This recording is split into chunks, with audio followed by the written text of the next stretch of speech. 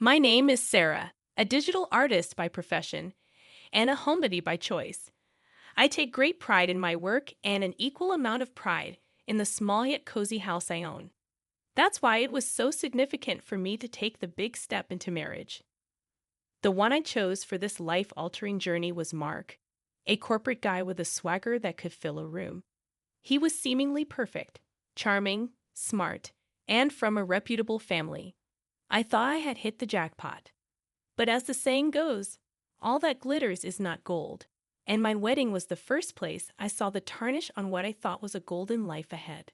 From the get-go, planning the wedding felt like a struggle for control between me and my soon-to-be mother-in-law, Alice. She was a traditionally minded woman with a propensity for passive-aggressive remarks. She insisted on a lavish, old-fashioned wedding, drowning me in a sea of flower arrangements, table settings, and uncomfortable family traditions. On the day of the wedding, my anxiety was through the roof. I had managed to maintain a cheerful facade, but deep down, I knew something was off. Mark seemed distant, almost like he was a spectator at his own wedding. But what really broke me was Alice's behavior. As I stepped out of the car in my carefully chosen wedding dress, I could feel Alice's eyes on me, scanning me from head to toe. She sauntered over, and in a tone icy enough to give anyone chills, said, "Oh, Sarah, what an ugly shade of white your dress is. It hardly does anything for your complexion." I felt my face flush. It took every ounce of restraint. I had to keep a smile plastered on my face. I glanced over at Mark, expecting him to intervene, but he remained silent, staring off into the distance. "Mom, let's just get through the day," he finally said in a tone so dismissive it felt like a slap in the face. Inside, the tension only escalated.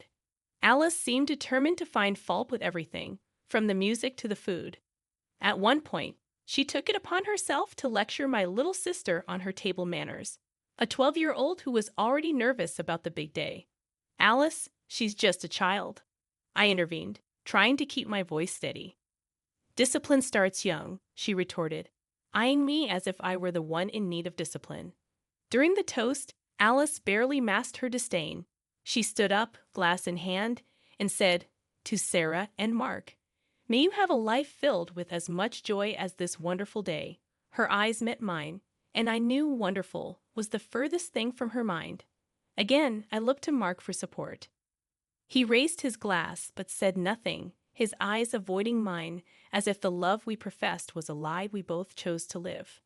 That's when it hit me. I was on my own in this marriage, wedged between a man who refused to stand up for me and a mother-in-law hell-bent on making my life miserable. The day that was supposed to mark the beginning of our happily ever after felt more like the prologue to a grim tale. As we drove off to our honeymoon, me clinging to my bouquet like a shield against the battles to come, I realized that this wedding was an omen, a prelude to the struggle that lay ahead. Mark was physically beside me, but in every way that mattered, I was horribly, dreadfully alone. That's how our marriage started, with the sinister undertones of a wedding that wasn't really a wedding but a theater of pretense. Little did I know that this was just the beginning and worse was yet to come. After the wedding and a strangely muted honeymoon, Mark and I moved into my house. I was thrilled at first. I'd always envisioned married life as an unbroken series of tender moments and shared laughter, a never-ending honeymoon of sorts. How naive I was. I had not accounted for Alice, who seemed to see my house as enemy territory she needed to conquer. Just weeks into our marriage, Alice began visiting regularly, arriving unannounced and pushing open the door as if she owned the place. Each visit was like a whirlwind of criticism and passive-aggressive comments that turned my peaceful abode into a combat zone. On one such occasion, I had just prepared dinner, carefully following a recipe I'd found online. I was excited to share it with Mark, but when Alice just breezed in, she took one look at the meal and scrunched up her nose in disapproval. "Sarah, when will you learn to cook like a real wife?" she said, poking at the lasagna as if it were a science experiment gone wrong. I clenched my jaw, forcing a smile. "Well, it's a new recipe. I thought Mark might like a change," I said. Alice smirked, Mark has been eating my cooking for years. He won't know what good food is if you keep serving him this slop. At that moment, I expected Mark to stand up for me, to tell his mother that he appreciated my efforts. Instead, he swallowed a bite of lasagna and almost mechanically nodded along with Alice. Mom's got a point, Sarah. The lasagna is a bit dry, he said. I felt my stomach sink. Mark's betrayal was 1,000 times more piercing than Alice's critique. One evening, Alice took it a step further. I had redecorated the living room, putting up new curtains and arranging the furniture in a way that maximized space and comfort. I was rather pleased with the result, but Alice, she had other thoughts. Who chose these curtains? They clash horribly with the furniture, she declared, eyeing the fabric as if it were contaminated. I chose them, actually. I thought they added a bit of color, I responded, my voice shaking more than I would have liked. Color? Is that what you call it? I call it a mess, Alice retorted, chuckling as if she'd said something profoundly witty. Mark, who had been flicking through a magazine, looked up briefly and said, Mom might be onto something, Sarah. Maybe you could use her help in choosing the next set. Of course she could, Alice chimed in, wearing a self-satisfied grin. After all, I have years of experience making a house a home. Her words, delivered in that grating tone of hers, felt like a slap in the face. This was my home, a place I had built long before Mark or Alice stepped into it. Yet it was being colonized one criticism at a time, and the person who was supposed to be my partner in this life journey was aiding and abetting the invasion. It was then that I realized if the man who vowed to stand by me was not just permitting this emotional sabotage, but even then, in that moment of agonizing clarity, I couldn't fathom the depth of my isolation, the extent to which these two people would go to shatter the sanctuary I had built.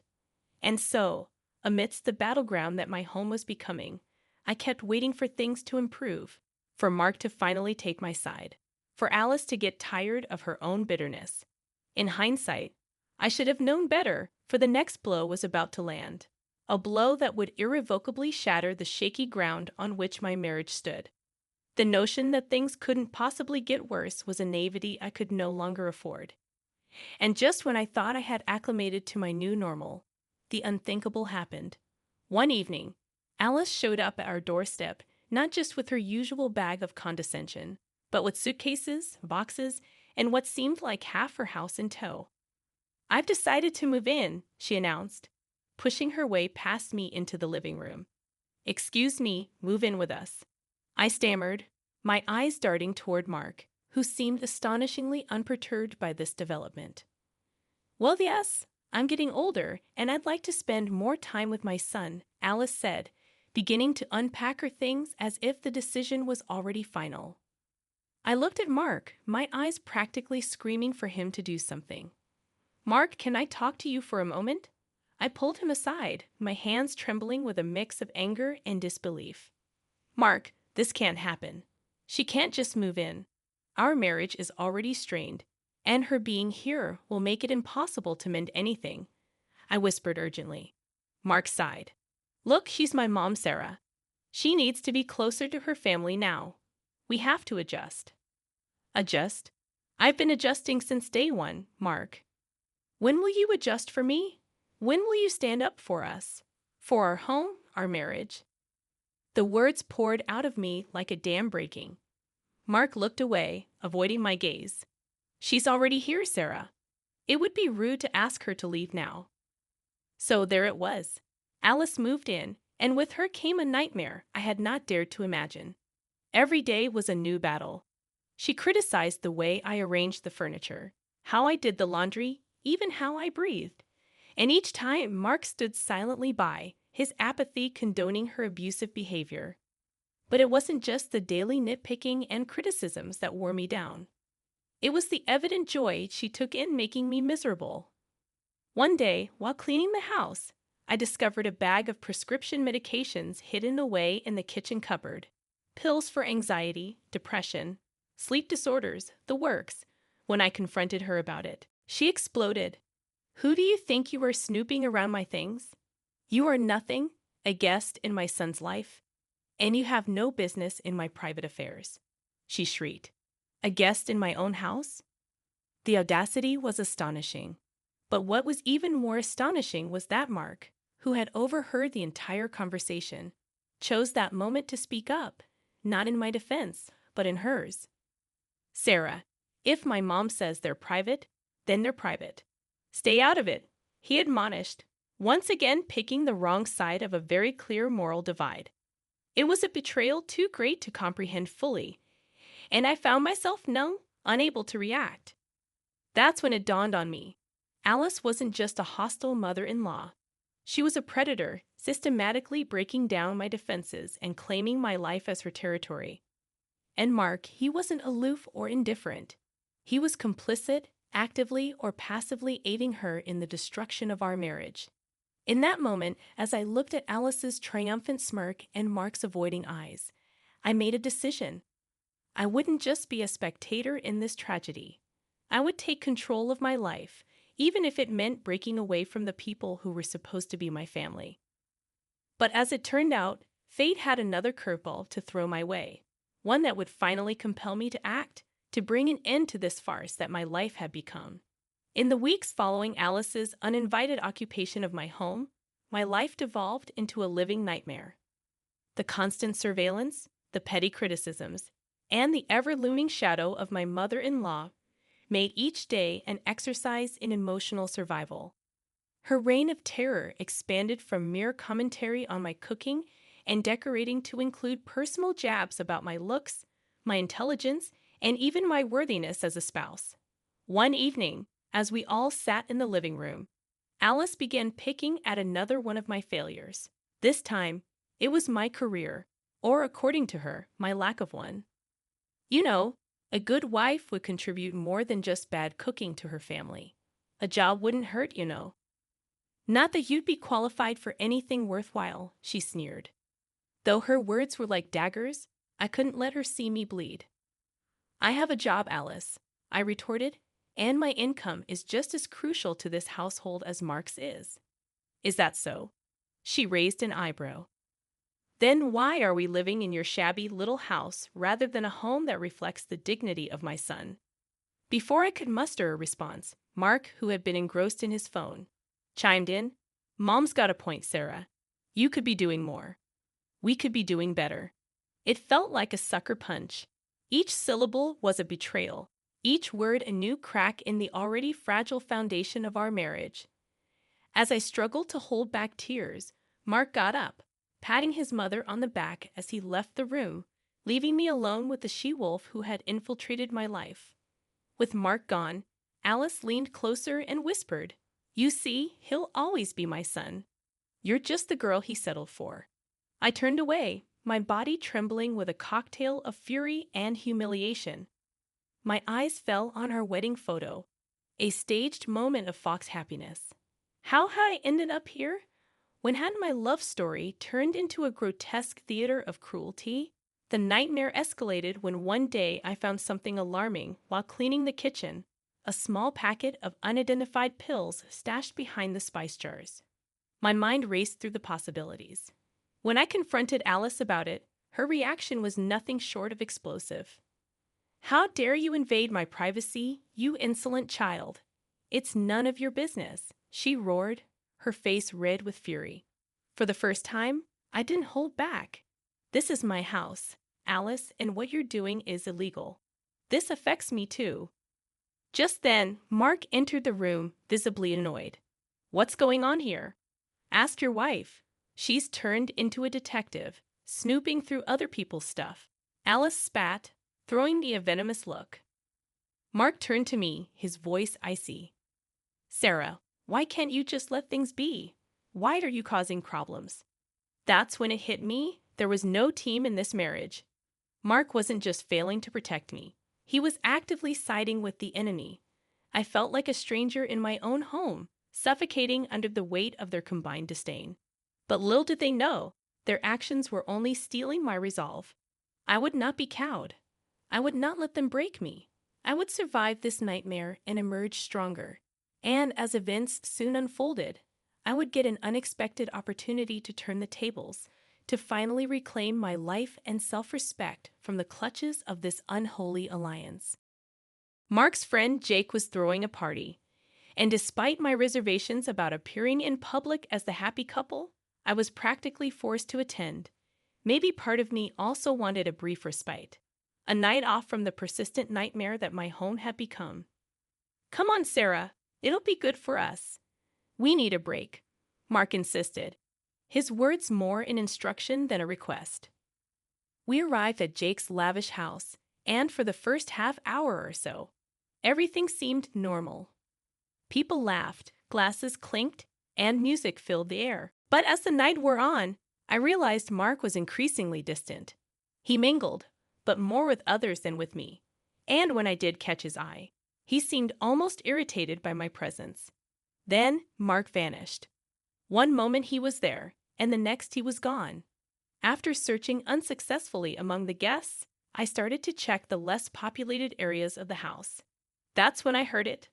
A soft giggle followed by a voice unmistakably Mark's. My heart sank even before I reached the door from which the sounds emanated. Taking a deep breath to brace myself for whatever lay beyond, I'd opened the door.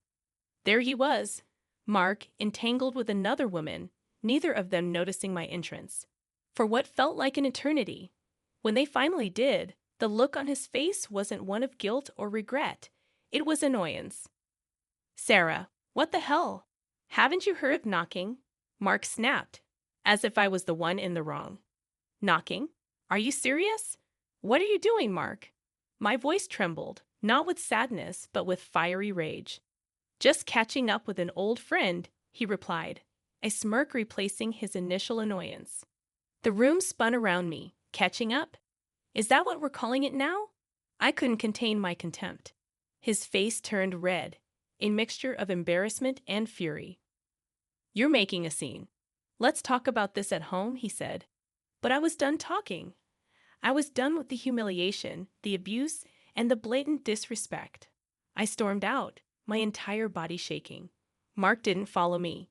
He didn't even call out as I left. I went home alone, my mind racing but surprisingly clear. A line had been crossed, a boundary irrevocably broken. The next morning, Mark sauntered into the house as if nothing had happened. It was then that Alice, ever the opportunist, decided to intervene. "I heard about last night," she began, her voice dripping with Fox concern. "You should know better than to embarrass yourself and my son like that." That was the last straw. "Embarrass me? You have the audacity to talk to me about embarrassment after everything you and your son have done." My voice rose, each word fueled by months of pent-up anger and frustration. Alice reached for her phone. "If you don't calm down, I'll call the police." "Go ahead," I said, locking eyes with her as I dialed my own number into the phone. "They might be interested in the package in the kitchen cupboard." Mark looked puzzled, then alarmed. But before he could say anything, the doorbell rang. As I opened the door to the police officers, I felt a strange calm wash over me. It was as if all the chaos, all the pain, had crystallized into this singular moment of clarity. It was time for my nightmare to end and for theirs to begin. The police officers were puzzled but professional. "We received a call about a domestic disturbance," one of them inquired. "Yes, and while you're here, I think you should check our kitchen cupboard. I found something that you might find interesting," I responded, meeting Alice's eyes as I spoke. Her face went ashen, and for the first time, I saw the flicker of fear replace her habitual sneer. "What is she talking about, Mom?" Mark looked from me to his mother, his confusion giving way to panic. "Mind showing us what you're referring to, ma'am?" The officer's gaze was stern but curious as I led them to the kitchen and pointed to the cupboard. Mark's voice wavered in a desperate tone. "Mom, what did you do?" The officers found the packet of pills and immediately turned to Alice. "Ma'am, you'll need to come with us." "But those aren't mine," Alice stammered, her voice quivering with disbelief. "That can be sorted out later. For now, you are under arrest," the officer replied, cuffing her as she shot me a look of raw, impotent rage. After the police had taken Alice away, I turned to Mark, who seemed on the verge of a breakdown. Is this what you wanted, Sarah? To destroy this family. Destroy this family? I echoed incredulously. Mark, you and your mother destroyed this family long before today. You cheated on me, belittled me, allowed your mother to abuse me in my own home. The destruction was your doing, not mine. He looked at me, his eyes narrowing. So what now? Divorce? Is that what you want? For the first time, Mark, it's not about what you or your mother want. It's about what I deserve. And yes, I deserve better than this farce of a marriage. Within weeks, the divorce proceedings were underway. I couldn't say it was a pleasant experience, but it was necessary. The trial that followed was the reckoning for both Mark and Alice. My soon-to-be ex-husband was exposed for the spineless enabler he was, while his mother received a 5-year prison sentence for possession of illegal substances. As I sat in the courtroom, watching Alice being led away, a wave of mixed emotions washed over me. Victory, certainly, but also a profound sadness for what could have, should have been a loving family. Mark caught my eye and looked away, unable to hold my gaze. The man I had married was a stranger, one I was finally free from. I walked out of the courtroom, my heels clicking on the marble floor like the ticking of a clock. Each step took me further away from the nightmare my life had become. As I stepped into the sunlight, I realized that this was not just an ending but also a new beginning. The years that followed were about rediscovery and healing, and though the scars remained, they served as a constant reminder of my own strength, resilience, and self-worth. The nightmare was over, but the lessons it taught me would last a lifetime. I had faced the worst and survived, emerging not as a victim, but as a woman who would never again settle for anything less than what she deserved.